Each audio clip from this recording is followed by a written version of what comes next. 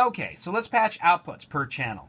Now, when we did the original session structure setup, it did do some routing for us. I'm going to go back to first bank here, and I've got a couple channels I've already sourced to Maddie. Outputs are patched per channel down in this area. I click on something down here, and there it pops up, the channel output page. And do note, you've got all sorts of different groups here. Some of them are mono, some are stereo, and that's set up in your session structure setup. When you first click on this, it might not show the one you're looking for, but the mono ones in this 1 through 6 appear to be mono, and 7 through 12 appear to be set up in stereo. And it is set by default to 12. And if I click on any one of these channels here, let's just go down the line. Oops, I didn't mean to do that. Let's just look at 7. And look, 7's going to 12. What is 12? 12 is a stereo group. 12 is our stereo bus. They don't call it stereo bus on this console. There is no master fader. That's how you do it. It's totally programmable. So cool. Everything by default is already going to stereo bus. That's fun. That's great. How do I see that master? If you go over here to the right side of the screen, and this is how I've set this console up in the bank video earlier, I'm going to pull up groups 1 through 12, and this is my master fader. It is group number 12, and I think we just saw a few moments ago that 1 through 6 were mono groups and 7 through 12 were stereo groups, and this is our master fader. Now, I find it kind of uncomfortable that that master fader is hiding. What do I do when there's horrible feedback in the control room and I want to keep myself from going deaf? Well, here's a cool thing. The console has programmed an option that the master fader level is controlled by this master level knob here.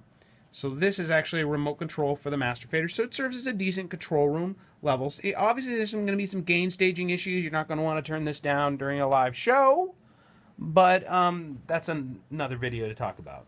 One other cool thing before I move away from talking about assigning to the master. Oh, two things. One is how to actually get to the physical outputs.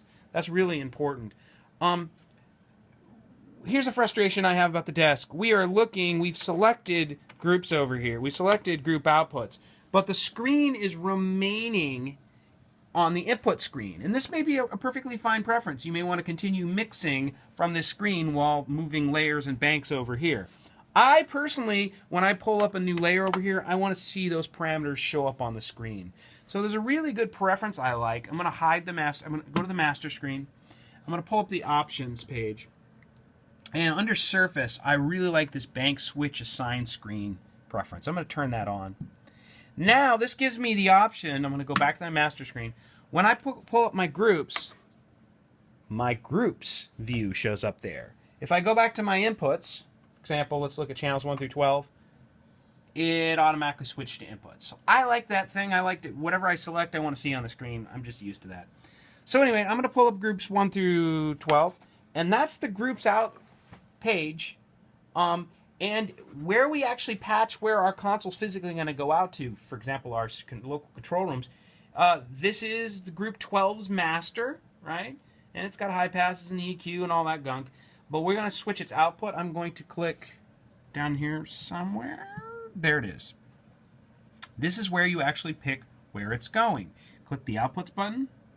And by default, it originally set the console up to be line 1 and 2. And this is local I/O line 1 and 2, not AES. These are the physical outputs on the back of the Surface, outputs 1 and 2.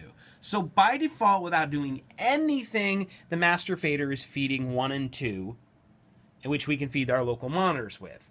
And just to reiterate, going back 3 videos, what that all goes back to is master screen files. When I did a session structure setup, it automatically did all this by default when I hit the default all button. So that's how I got to this. So really, you don't have to patch the master fader. It's all good to go. Excellent.